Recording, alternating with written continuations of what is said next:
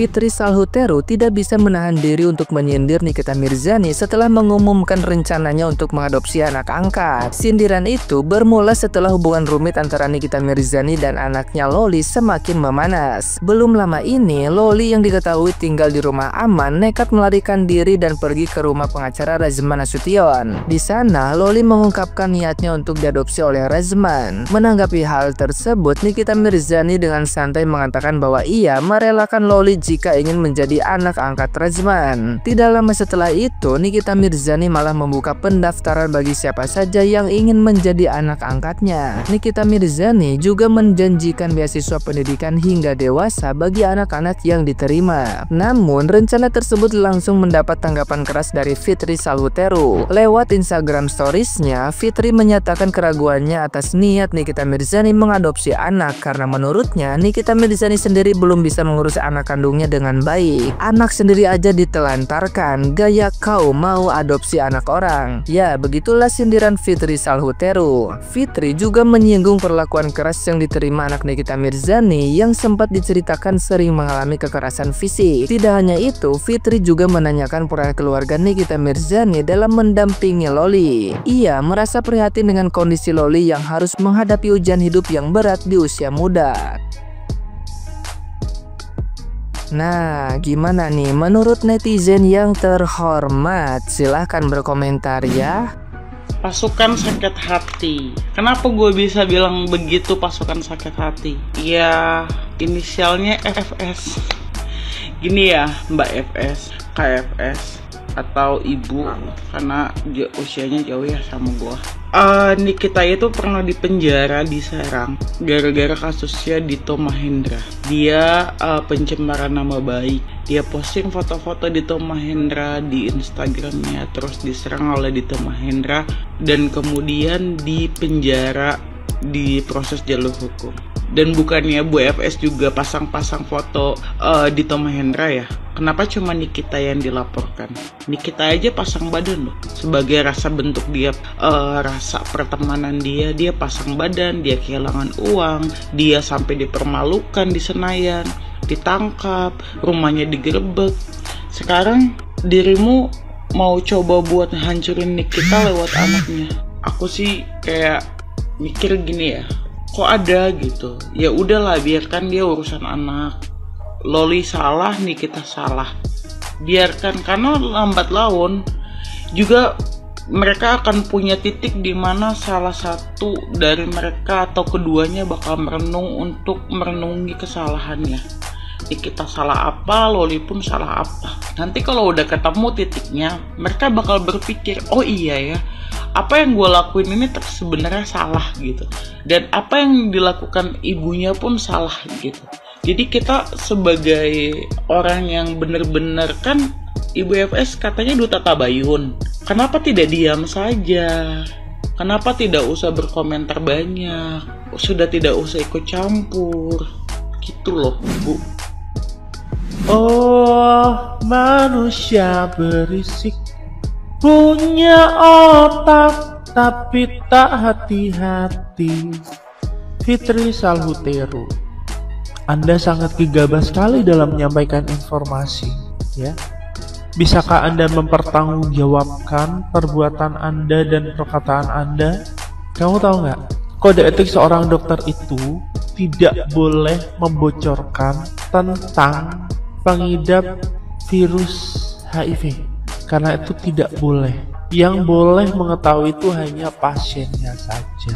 Jadi, kalau misalkan Anda mengetahui informasi ini dari seorang dokter, dokter itu harus kita cari, karena dokter itu melanggar kode etik dan bisa dipenjara, ya. Dan satu lagi, ya. Virus HIV itu tidak menular hanya melalui air liur, satu alat makan, ataupun mungkin bersentuhan. Virus HIV itu hanya menular dari transfusi darah, kemudian air susu ibu, dan juga berhubungan tanpa pengaman. Di luar 3 kegiatan ini tidak bisa. Dan juga syarat untuk virus HIV ini bisa masuk ke tubuh kita itu ada beberapa syarat. Yang pertama, virusnya harus cukup Jadi ada beberapa jumlahnya harus cukup. Terus kemudian virusnya harus dalam keadaan hidup ya. Karena kalau misalkan virus HIV itu gampang banget mati teman-teman. Kena udara sepersekian detik aja tuh dia udah mati. Terus kemudian ada jalur masuk dan ada jalur keluar. Tuh guys ya. Jadi di luar itu teman-teman jangan dipercaya. Jadi tugas kita adalah untuk mencari tahu siapa dokter yang membocorkan informasi ini kepada Fitri Salhuteru, karena ini bahaya banget dan dokter itu harus dipenjara ya. Ingat, dokter itu harus kita cari dan harus dipenjara karena itu melanggar kode etik. Ada cerita yang lagi viral banget. Ada seorang ibu-ibu, dia pokoknya kayaknya tuh menjadi provokator banget, ya kan? Jadi provokator membela anak yang durhaka. Jadi dia membela anak durhaka. Ini sebenarnya bukan anaknya dia, ini anak mantannya temennya dia. Tapi kayaknya maju banget tuh belain anaknya, gimana caranya anak tersebut itu ngelawan ibunya gitu. Padahal dia sendiri tidak memperhatikan ibunya sendiri. Durhaka nggak ini? Dia anak durhaka, tapi ngajarin orang anak durhaka. Ngajak durhaka bareng-bareng. Masya Allah. Karena di media sosial ini kelihatan banget nih, anak durhaka ngajak anak orang durhaka.